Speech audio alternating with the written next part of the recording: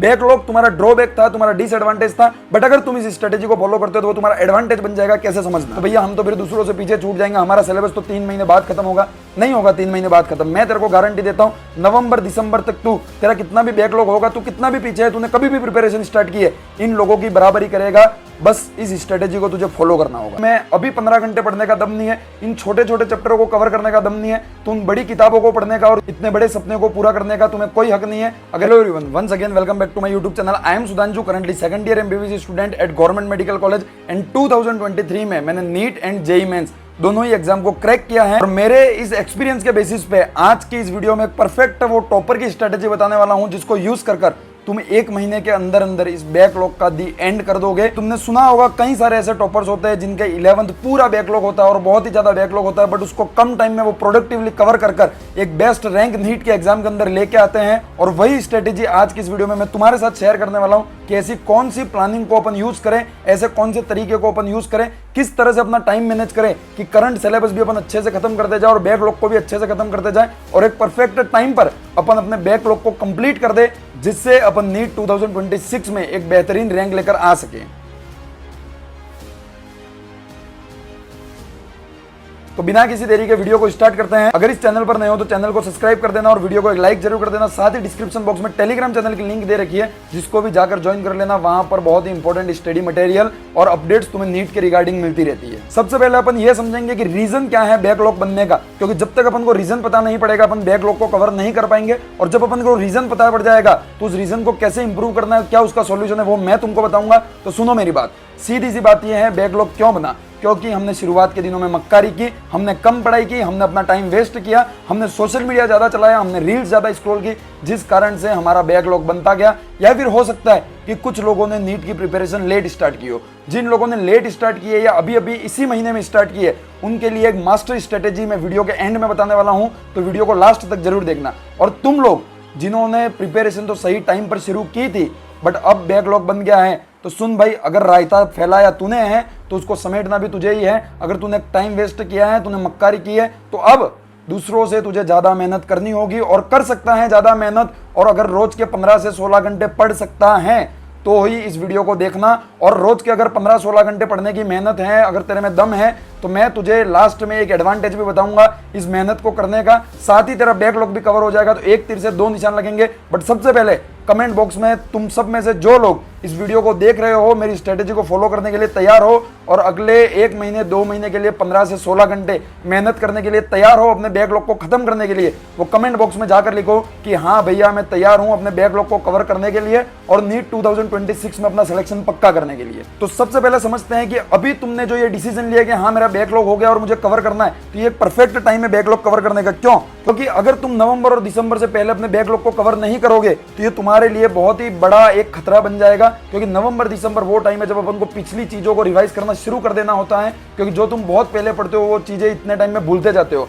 तो अगर तुम नवंबर से पहले अपना बैकलॉग इन 1-2 महीनों में खत्म कर दोगे तो नवंबर दिसंबर में तुम प्रीवियस रिवीजन करोगे, फरवरी एंड तक या जनवरी एंड तक तुम्हारा सिलेबस खत्म हो जाएगा। और जैसे ही सिलेबस खत्म हुआ उसके बाद तुम रिवीजन और मॉक टेस्ट देकर अपनी नीट में बहुत बेहतरीन रैंक लेकर आओगे। तो ये परफेक्ट टाइम है अपने बैकलॉग को खत्म करने का। कैसे करना है, क्या करना है, वो मैं तुम्हें बताऊंगा। बस तुम्हें मुझे एक प्रॉमिस करना होगा कि हाँ मैं 15 से 16 घंटे पढ़ने के लिए तैयार हूं। नहीं है भाई तैयार, तो ये वीडियो छोड़ दे, वीडियो तेरे लिए है ही नहीं, ये नीट तेरे लिए नहीं है। क्योंकि नीट तो बहुत छोटी सी बात है, नीट के बाद पूरा एमबीबीएस पढ़ा है, जिसमें पूरी रात पूरा दिन बिना सोए अपन को गुजारना पड़ता है, पढ़ना पड़ता है, तब जाकर तुम्हें तुम्हारे सपना जो है डॉक्टर बनने का वो पूरा होता है। तो जब तुम में अभी 15 घंटे पढ़ने का दम नहीं है, इन छोटे छोटे चैप्टरों को कवर करने का दम नहीं है, तुम बड़ी किताबों को पढ़ने का और इतने बड़े सपने को पूरा करने का तुम्हें कोई हक नहीं है। अगर इसलिए तुम कर सकते हो मेहनत, तभी इस वीडियो को देखना, वरना छोड़ के चले जाओ। कोई जरूरत नहीं है मुझे फेक व्यूज की, फेक लाइक्स की।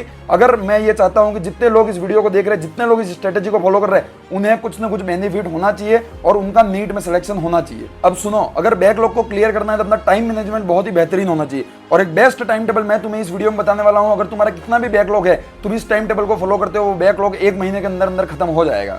सबसे पहला, तुम्हारे पास डेली के 24 घंटे हैं, जिसमें से 6 घंटे तुम्हें नींद लेनी है। और अगर सोना ही है तो दिन भर सोते रहो भाई, मुझे कोई फर्क नहीं पड़ता है। और 2 घंटे तुम्हारे पास एक्स्ट्रा है, जिसमें तुम घर पे बात करो, अगर घर से दूर रहते हो डिनर करो, लंच करो, घूमो, मोबाइल चलाओ, तुम्हारी मर्जी।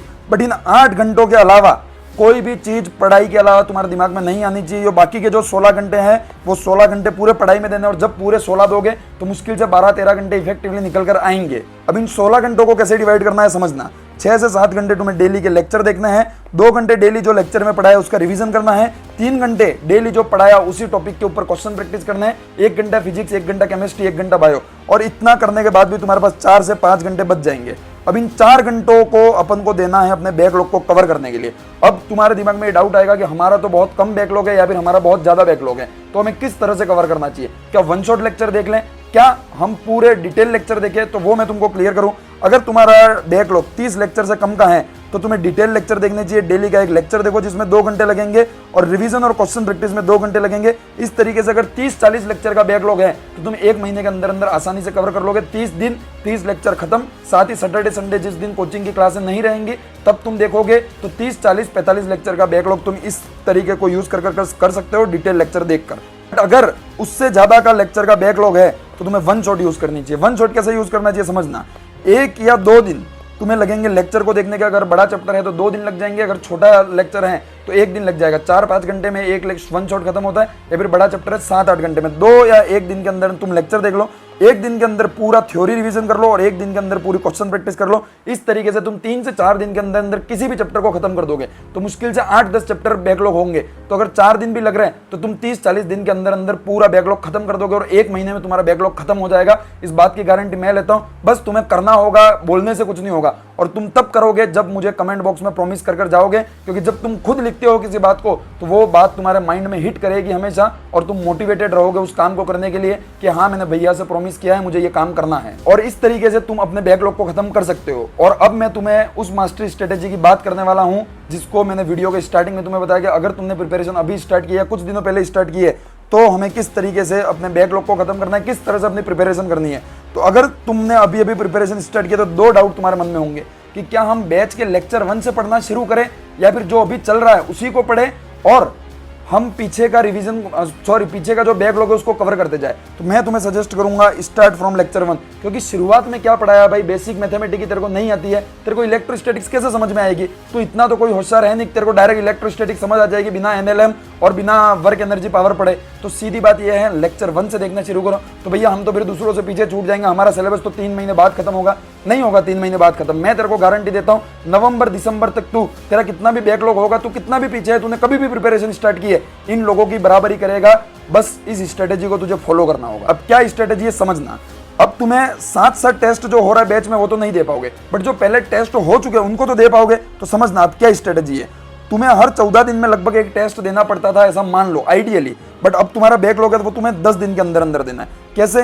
तुम्हें हर रोज के 3 लेक्चर मिलते थे और उन 3 लेक्चर को देखना होता था, बट अब तुम्हें 4 लेक्चर देखने होंगे। 4 लेक्चर की गणित समझना। अगर तुम दिन के 16 घंटे पढ़ते हो, और पढ़ना ही है तभी हो पाएगा, ध्यान रखना, 16 घंटे पढ़ते हो तो तुम 4 लेक्चर देख लोगे। और अगर डेली का 4 लेक्चर देखते हो तो 1 लेक्चर में 4 घंटे का समय तुमको लगता है। कैसे? 2 घंटे वीडियो देखने में, 1 घंटे रिवीजन में और 1 घंटे क्वेश्चन प्रैक्टिस में। तो बाकी लोग दिन के 3 लेक्चर देख रहे हैं बट तुम 4 देख रहे हो, और जब तुम बाकियों से ज्यादा मेहनत करोगे तो 100% तुम कुछ दिनों में उनकी बराबरी कर लोगे। तो तुमको जो 14 दिन का टारगेट मिला था पहले टेस्ट का, वो तुम्हें 10 दिन के अंदर अंदर पूरा करना है, डेली के 4 लेक्चर देखकर। जब तुम 10 दिन के अंदर उस 14 दिन के टारगेट को पूरा कर लोगे तो इस तरीके से तुम नवंबर और दिसंबर के एंड तक उनकी बराबरी कर लोगे। और केवल बराबरी नहीं कर लोगे, अब तुम्हारे पास एडवांटेज होगा उनसे बहुत आगे बढ़ने का।